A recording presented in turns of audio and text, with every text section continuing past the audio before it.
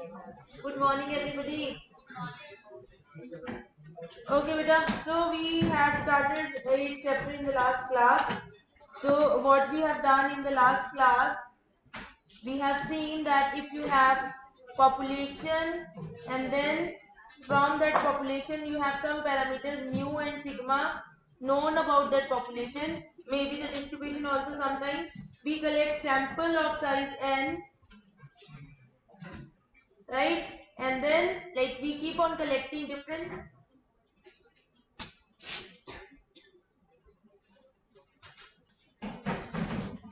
Okay, beta. So in yesterday's lecture, we were looking at sample of size n, and we have seen that if you collect different samples of size n, you can have mean, right? It's like conducting the experiment. So this mean has a distribution which we called as sampling distribution of mean,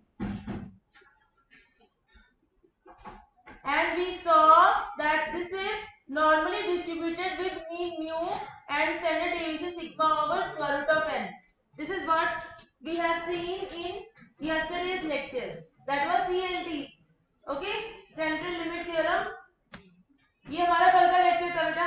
Now suppose instead of means you compute like you can have variances, right?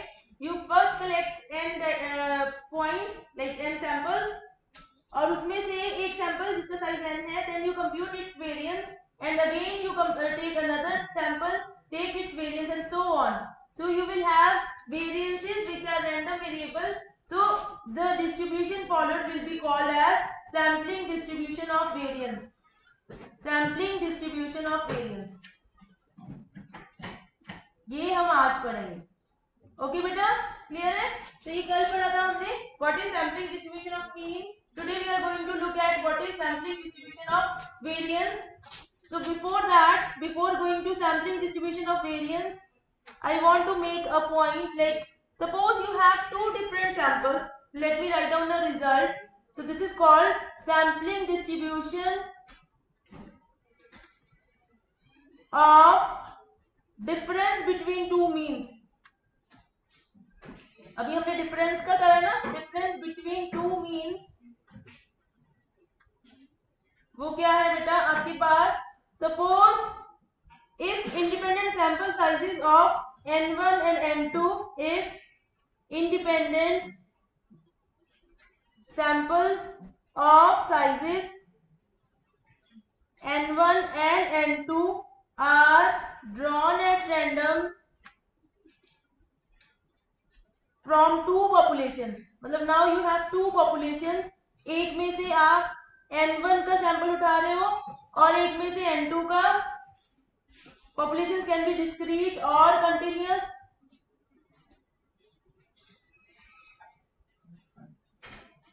Okay, with mean mu1 and mu2 and standard deviation sigma 1 and sigma 2. दो population है, एक का mean mu1 है, sigma 1 उसका standard deviation है. दूसरी population का mean mu2 है, sigma 2 उसका स्टैंडर्ड डेविएशन है. पहले में से you have chosen n1 size sample और दूसरे में से you have chosen n2 size sample, right?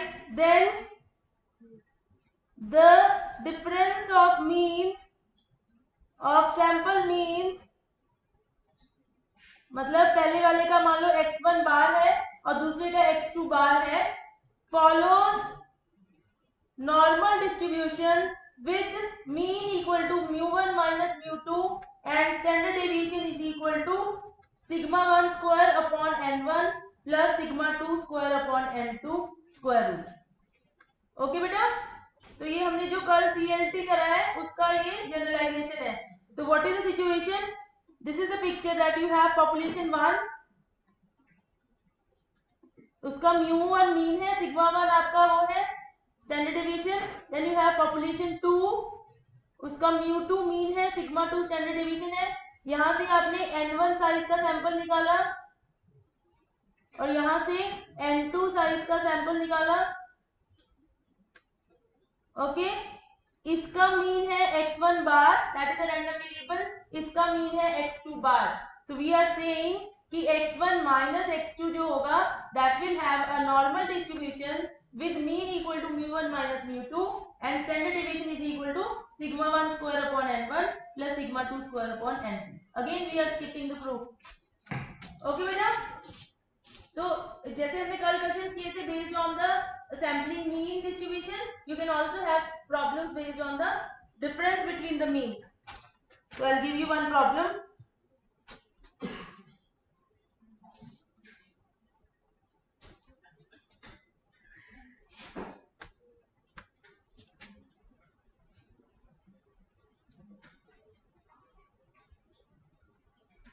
Clear है बेटा ये सबको? Can we go to do one problem? Write down.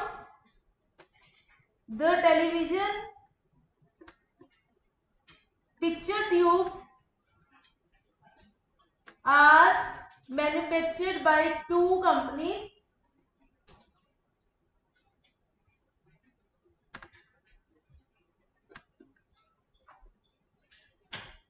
A and B.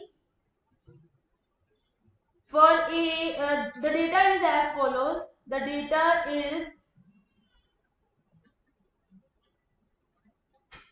for A, the tube has mean lifetime is equal to 6.5 years and standard deviation of the lifetime is 0.9 years, and for manufacturer B it is 6 years and 0.8 years. What is the probability that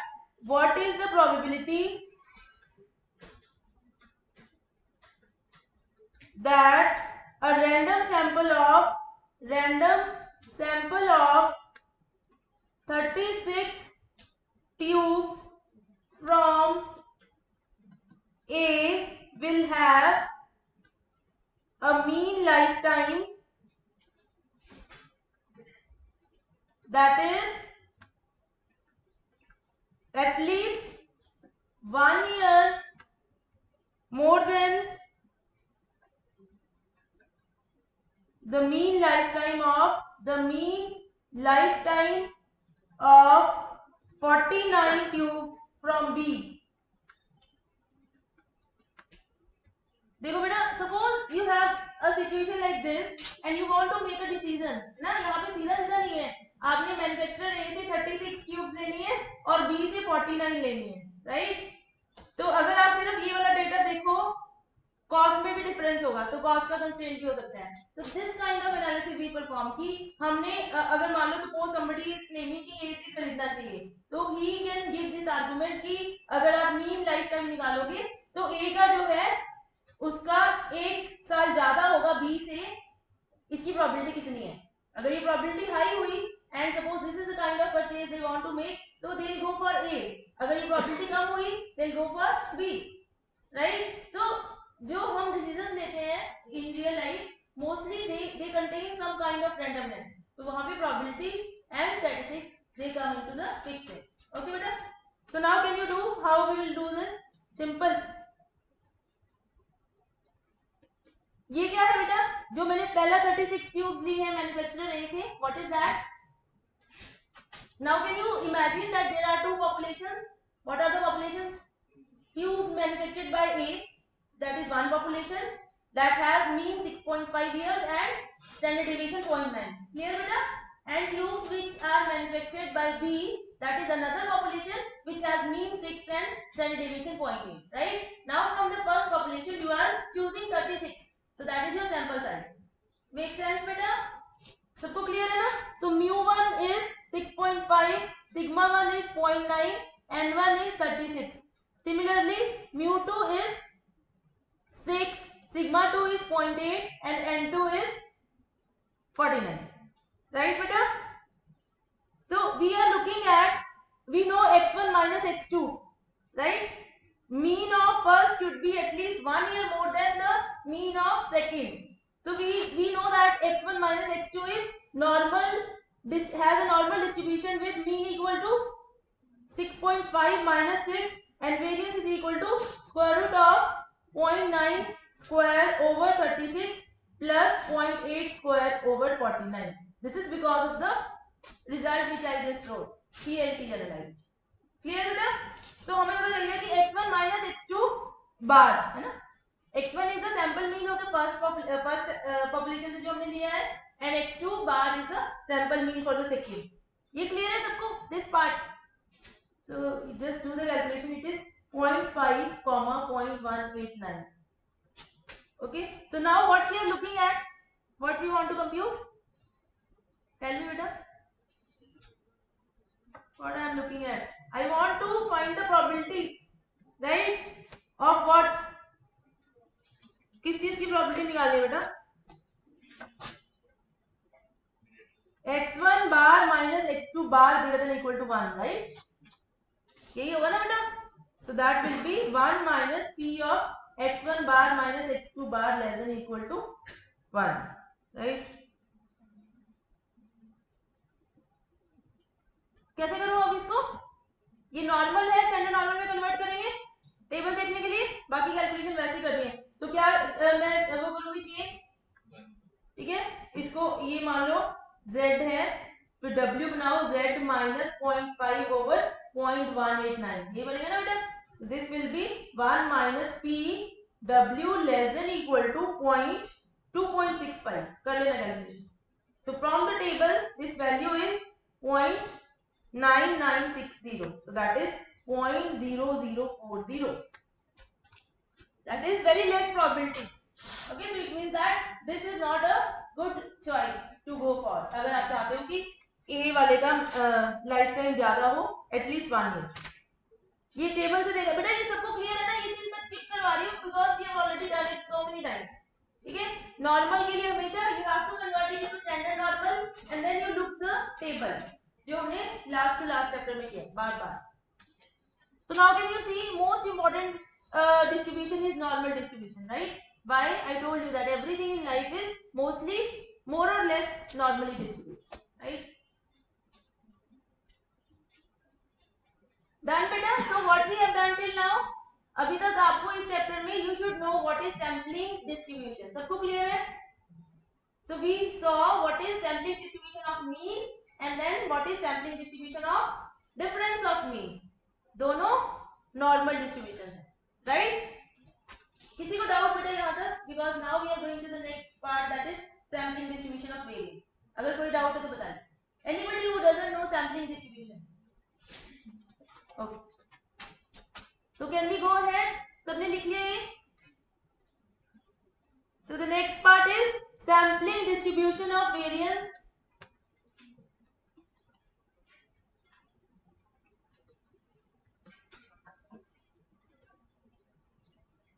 Okay beta, so what is this?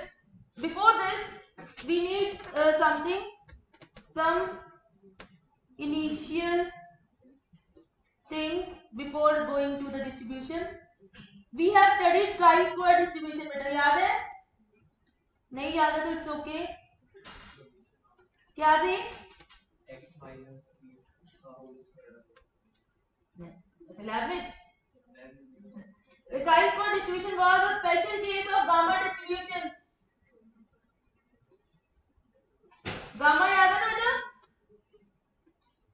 हमने पढ़ा था, कोई बात नहीं अगर भूल गए तो. It was a special case of gamma distribution which has PDF is equal to, its PDF was x raised to power k by 2 minus 1 e raised to power minus x by 2 upon 2 raised to power k by 2 gamma function of k by 2 for x greater than 0 and 0 otherwise. ये हमने पढ़ा था बेटा. Okay, so this is chi-square distribution. Here इसमें आपका x और k का function v लिखा था हमने वहां पे ना. Let us write down v.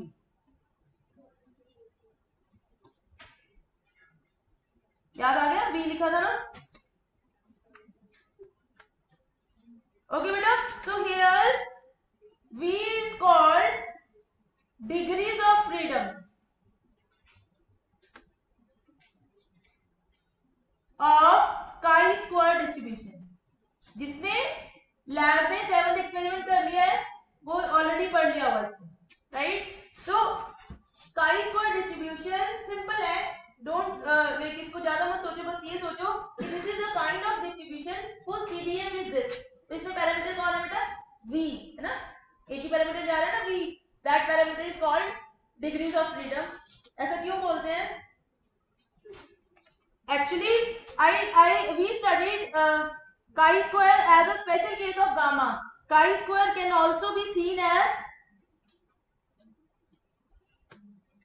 अगर मेरे पास v random variables हैं, zi square, I from 1 to v, where z1, z2, zn, v are standard normal distributions. अगर मेरे पास v standard normally distributed random variables हैं, उनके स्क्वायर को मैं सम कर दूं, I will get another random variable, yes और नो। इट टर्न्स आउट कि ये वाला जो रैंडम वेरिएबल है इसका भी डिस्ट्रीब्यूशन काई है, okay. So chi square distribution different books में डिफरेंट तरीके से पढ़ाया जाता है। It can be taught as a special case of gamma distribution, or it can be seen as sum of squares of v normally distributed random variables, standard normally distributed random variables। v normal distribution है, इसलिए v को बोलते हैं degrees of freedom. आपने सिर्फ ये याद रखना है कि इसका पीडीएफ क्या है, वो भी हमें यूज करेंगे नहीं, क्योंकि आपने कभी नॉर्मल का पीडीएफ यूज किया है क्वेश्चन में, क्यों? क्योंकि it is very difficult. We use tables, यहाँ पे भी we will use tables, okay। this notation is chi, okay। ये ऐसे x नहीं है, ऐसे एक साइड बड़ा है, that is chi, I think you know, right, it's symbol, Greek word होगा, Greek letter होगा, जो भी होगा, तो ये chi है, इसलिए इसको chi square बोलते हैं, okay बेटा। so now you know what is chi square। chi square is a random variable which is obtained by sum of squares of normal random variables, okay बेटा। and what is its PDF? its PDF is this। Formula याद करने की जरूरत, मतलब कर लेना, but question में नहीं use. Is that thing clear बेटा? काई डिस्ट्रीब्यूशन में किसी को डाउट? सो नाउ हमारा एम क्या था? We wanted to look at sampling distribution of variance, right. So let me write down a result.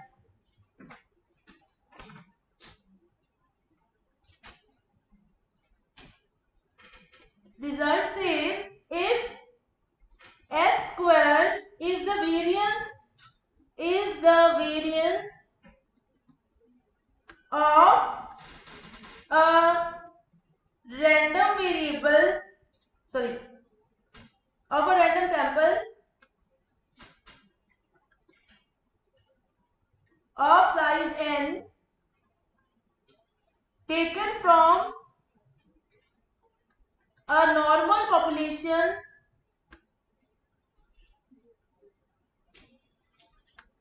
with variance sigma square, then the statistic chi square is equal to n minus 1 into s square upon sigma square has a chi square distribution with v equals to n minus 1, where v is degrees of freedom। इसको हम DOF लिखेंगे या DF लिखेंगे? Fine बेटा। सो ये क्या कह रहे थे हम? This is saying suppose you have a population, okay, of normally distributed population with variance is equal to sigma square. उस पॉपुलेशन में से मैंने n साइज का सैंपल उठाया और बार-बार I collected the sample, every time I computed the variance, so I will have different values of variance। so basically x square is a random variable, right? so I want to know what is the distribution of x square। it turns out ये तो एक number है ना बेटा, n minus 1 is a number because sample size fix हो गया, n minus 1 is a number, sigma square is also a number, fixed numbers है। तो ये जो रैंडम वेरिएबल है उसको इस नंबर से अगर मैं मल्टीप्लाई कर दूं तो मेरे पास एक नया रैंडम वेरिएबल आएगा, उसकी जो डिस्ट्रीब्यूशन है वो कौन सी है? Chi square. अब जब भी आपने काई स्क्वायर डिस्ट्रीब्यूशन बतानी है तो उसका पैरामीटर बताना पड़ेगा। अब काई स्क्वायर में पैरामीटर कौन है?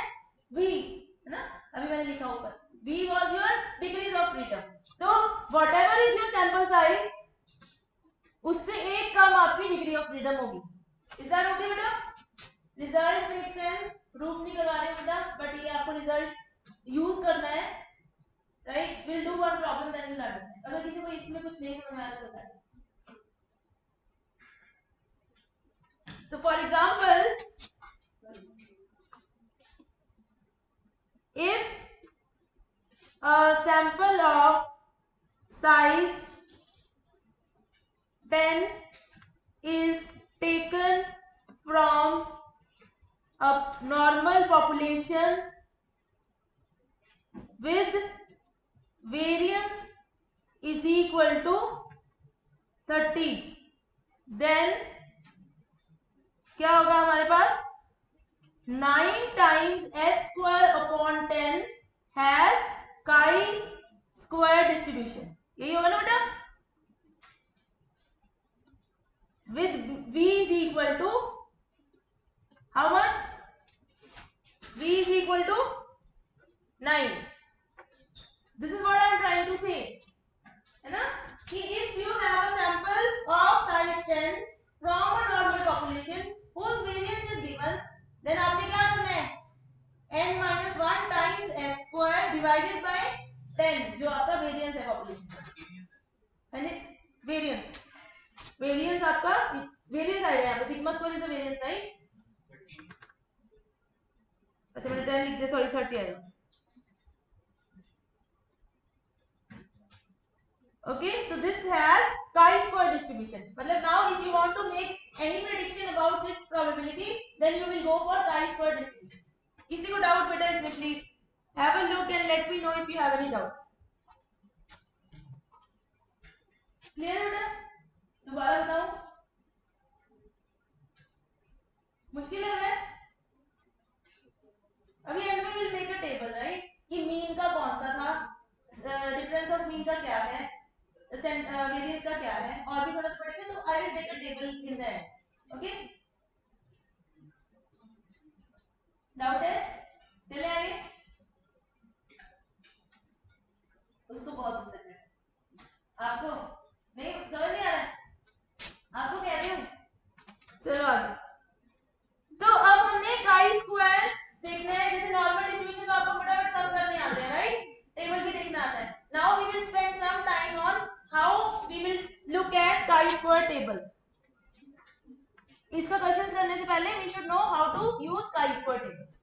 So next thing is, let us see how to use chi-square tables. ठीक है बेटा, ये आपके एंड ऑफ द चैप्टर में बने हुए हैं. जैसे नॉर्मल के तो बुक के एंड में ना, ये चैप्टर के एंड में ये टेबल बना हुआ, right? So let me tell you how to see chi-square table.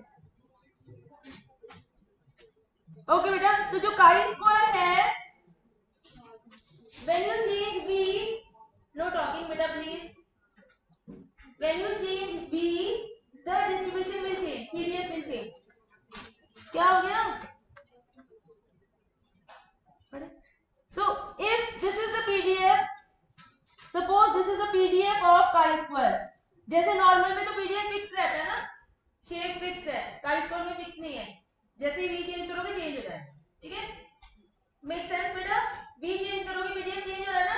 वहां पे भी सिग्मा और म्यू से चेंज होता है, बट शेप सेम रहती है नॉर्मल में. यहाँ की शेप भी चेंज हो जाएगी, राइट? तो ये हमारा x वैल्यूज है और ये मेरी पीडीएफ ऑफ x है. अब उससे पहले 0 है ना पीडीएफ. आपने देखा ना काई स्क्वायर में, this was your PDF. x less than 0 के लिए 0 है, तो हम x ग्रेटर देन 0 की बात करेंगे बस. ओके, तो I am just telling you how are tables made. अब यहां पे अगर if this area is alpha, colour दिख रहा है इसमें, if red shaded area is alpha, ये नोटेशन है बेटा, देन द पॉइंट ए जिसके बाद अल्फा रीजन है इज डिनोटेड बाय, क्योंकि ये पूरा काई स्क्वायर है, काई स्क्वायर अल्फा. ये जो पॉइंट होगा काई स्क्वायर अल्फा। ओके बेटा, ये नोटेशन है कि जो भी आपका काई स्क्वायर का ग्राफ है पीडीएफ का, जिस पॉइंट के बाद एरिया अल्फा आएगा उस पॉइंट को नाम क्या देंगे हम, काई स्क्वायर अल्फा। जैसे अगर if this area is 0.4, this area is 0.4, then what will be the name of this point, chi square 0.4. Okay बेटा, अगर मान लो ये एरिया 0.6 है तो इसका नाम क्या होगा पॉइंट का, काई 0.6 स्क्वायर। नाम है, सिर्फ नोटेशन है, आराम से समझ लो कि जिस पॉइंट के बाद का एरिया इस अल्फा, उस पॉइंट का नाम होगा काई square alpha in the table. मतलब टेबल में ये नोटेशन है।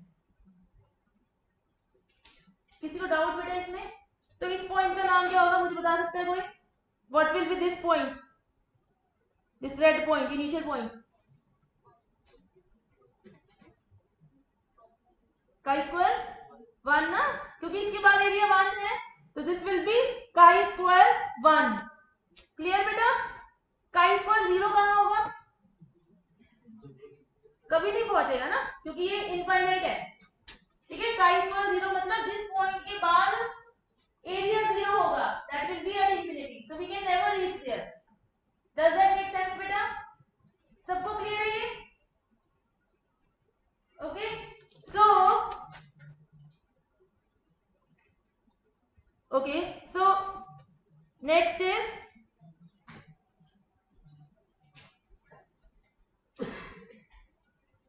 मुझे ये दो पॉइंट बनाने हैं, x chi square 0.975 and chi square 0.025।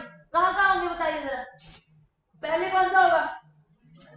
हाँ, chi square 0.975 will be a point जिसके बाद का एरिया कितना होगा, 0.975। टोटल एरिया 1 है, मतलब 97.5% एरिया उसके बाद है। ठीक है, और somewhere here will be chi square 0.025। किसी को इसमें डाउट बेटा? Chi square 0.975 is a point जिसके बाद का एरिया 97.5% है, और दिस इज अ पॉइंट जिसके बाद का एरिया कितना है, 2.5%। क्लियर है? So can you tell me how much is this area? बताओ ये कितना एरिया है बेटा?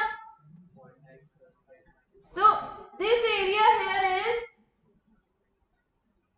this area is equal to 0.975 minus 0.025, that is 95%, right?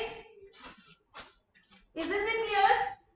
इसका मतलब that means when a random variable has chi-square distribution, 95% of the data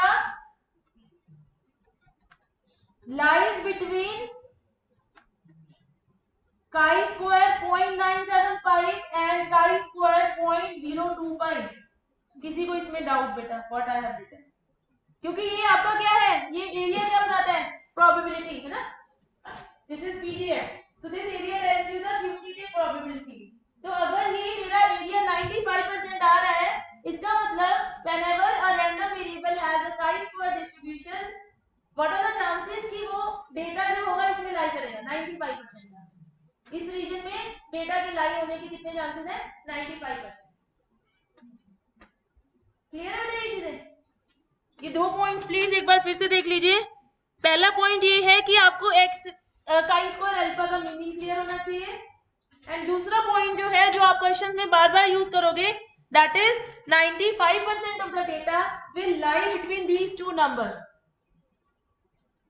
these two numbers। ये numbers हम tables, इसके बाद में टेबल देखना चाहिए। डाउट है तो पूछिए बेटा please.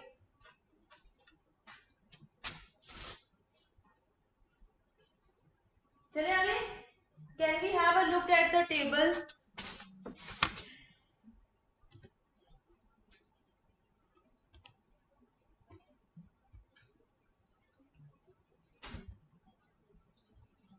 Can you see the table बेटा हियर?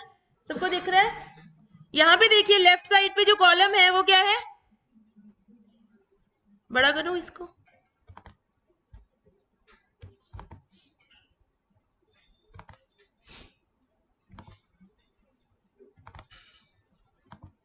लेफ्ट साइड पे DF मतलब डिग्री ऑफ फ्रीडम। अब काई स्क्वायर, जैसे अगर मुझे 1 डिग्री ऑफ फ्रीडम है, मतलब chi square distribution with V is equal to 1, उसमें ये किसकी वैल्यू है? This is the value of, these are the areas. ठीक है, तो बेसिकली ये आपका है, अगर मुझे काई स्क्वायर 0.995 देखना है तो ये देखूंगी मैं, काई स्क्वायर 0.99 देखना है तो ये देखूंगी नंबर, काई स्क्वायर 0.05 देखना है तो ये देखूंगी, और so on. So can you tell me, for a chi-square distribution with degree of freedom is equal to 1, what are the two numbers where 95% of the data will lie? समझ में आ रहा है ना? ये जो नंबर्स हैं ऊपर, ये वाले 0.995, 0.99, 0.975, ये अल्फा की वैल्यूज हैं। ओके, अल्फा की। ओके, और ये जो अंदर है, these are chi-square alpha values. Okay, तो अभी मैंने आपको बताया कि 95% of the data will lie between chi square at 0.975 and chi square at 0.025, और 0.975 ये रहा है ना, दिस इज 0.975, यस और नो? और उसके कॉरेस्पॉन्डिंग वैल्यू कितनी है? 0, और 0.25 की कॉरेस्पॉन्डिंग वैल्यू कितनी है? 5.02। इसका मतलब when you have a chi-square distribution with V is equal to 1, 95% of the data will lie between 0 and 5.02। समझ में आया बेटा? ये क्लियर है ना? ये तो सिर्फ V है, लेफ्ट साइड पे V है, मतलब कौन सी रो आपने देखनी है वो एक बार में फिक्स हो जाएगा। और जो ऊपर है वो क्या है? किसकी वैल्यूज है? अल्फा। क्लियर? अल्फा मतलब एरिया। और ये जो वैल्यूज हैं बीच में टेबल के, वो किसकी वैल्यूज हैं? Chi square alpha. Is this thing clear बेटा? अब मुझे बताइए, for chi square distribution with degrees of freedom is equal to 6, where will the 95% data lie? इस रो में देख के बताइए मुझे फटाफट। 6 वाली रो ये रही, सबको दिख रही है ना? तो यहां पे मुझे बताइए 95% ऑफ डेटा कहां पे लाई करेगा? 1.24 से लेके 14.45, ये दो नंबर्स हैं जिनके बीच में 95% of the data will lie for chi square distribution with degrees of freedom is equal to 6. That makes sense or not? सबको क्लियर है बेटा? क्योंकि ये टेबल बार बार यूज करना है। Okay, so now let us go back to what we were doing. Table की practice करना बेटा प्लीज, तभी समझ में आएगा। तो अभी हमारे पास how much time we are left with? Okay, so ये आपका होमवर्क है बेटा, टेबल देखना मैंने आपको सिखाया है, नेक्स्ट क्लास में क्वेश्चंस करेंगे। तो homework DF is equal to 10 के लिए मुझे काई स्क्वायर पॉइंट, आपने बस ये देखना है कि where 90% of the data lies, ये नंबर्स मुझे बताने हैं। 95% ऑफ डेटा लाइज, ये यूनिक नहीं होंगे, चेंज भी कर सकते हो आप, शिफ्ट कर सकते हैं। 10% of data lies, just to practice the tables. DF is equal to 9 के लिए भी सेम चीज, ठीक है, ये करना बेटा, right, to practice chi square tables. Okay, so we'll continue from here in the next week. Thank you.